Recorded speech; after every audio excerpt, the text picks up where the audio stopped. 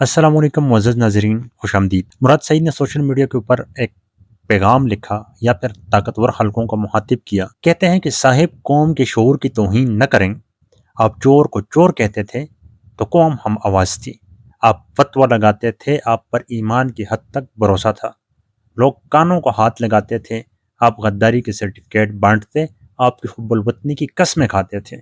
किसने झुठलाना था आपको? मगर अब नहीं, अब आप कौम की तौहीन कर रहे हैं। आप सहाफ़ी छोड़ चैनल खरीदें। जिस हुब्बुल वतनी की बुनियाद पर आपके बयानिए बिकते थे, आप भी जानते हैं कि इसका तमहा इन सीनों पर भी सजा है जिनको आप ज़बरदस्ती मकाबिल बना रहे हैं। अरशद भाई की मुस्कुराहट बता रही थी कि वो दूसरी तरफ की झंझलाहट से भी महसूस हो रहे हैं। इधर से गिला ये भी था कि इनके शाहकार भी अपने नाम कर लिए, नगमे भी कौम के हैं, कौम के पैसे से बने हैं, एहतिसाब भी कौम के पैसे का था, जिससे आप पीछे हट गए हैं। जब आप कौम को छोड़कर उनके मुजरमों के साथ खड़े होंगे तो कौम भी आपका साथ नहीं खड़ी होगी। वो अपने नगमों, कस्मों, अपने भरोसे सबसे आपको आग कर देगी।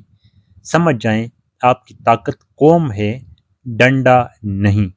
आपके पास सिर्फ डंडा रह जाएगा, डंडे से दिल नहीं जीते जाते। रास नहीं आती इतनी जरूरत हम जैसी कौमों के बेटों को। रास आई भी नहीं, बड़ी कीमत चुकानी पड़ी। लेकिन बात इसकी ये भी सच साबित हुई, उसकी हर बात की तरह। 1.5 साल से बयानिए बन रहे हैं। यार बिक गए, गमख्वार बिक गए, वफादारियां ओने पोने निकल गईं, ईमान कोड़ियों के भाव आ गए।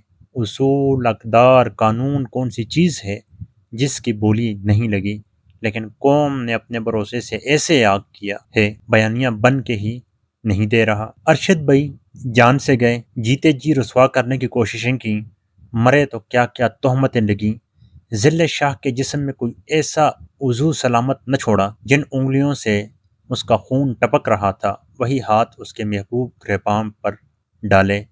अब अम्मार, इमरान खान की जान पर हमला, किरदार पर हमला, मकान पर हमला भी उस पर, पर्चे भी उस पर। हम बालों से पकड़कर दुनिया के सामने बड़ी बड़ी अदालत से घसीटे ले गए।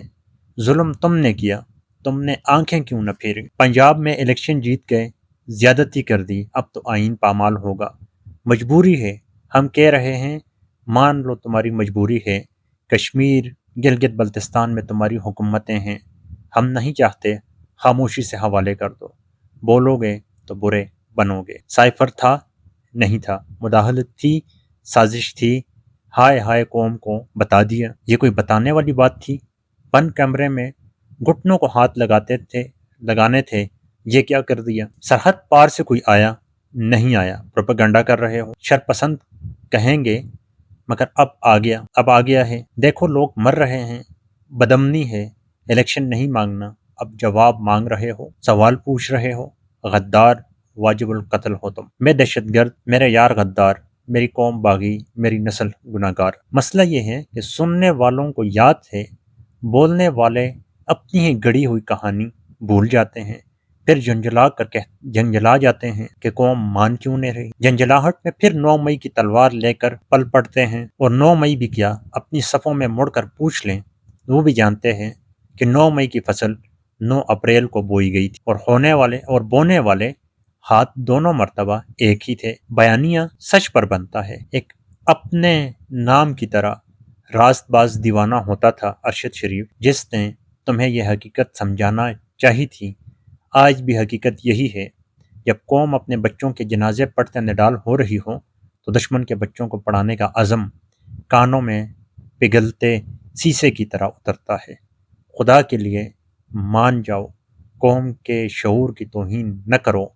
लाशों पर नोहे लिखे जाते हैं, बयानिए नहीं बनाए जाते। मुराद सईद का ये तवील पैगाम था जो उन्होंने इबाद फ़ारूक के बेटे अमर फ़ारूक के जनाजे के बाद लिखा, और एक किस्म के झंझोड़ने की कोशिश की। और उन्होंने पूरी एक बीती बयान कर दी कि इमरान खान को निकालने से लेकर आज तक बयानिया क्यों नहीं पा रहा इस्टेब्लिशमेंट की जानिब से। वजह सिर्फ और सिर्फ ये है कि बयानिया सिर्फ सच पे बनते हैं, कहानियों और किस्सों पे नहीं।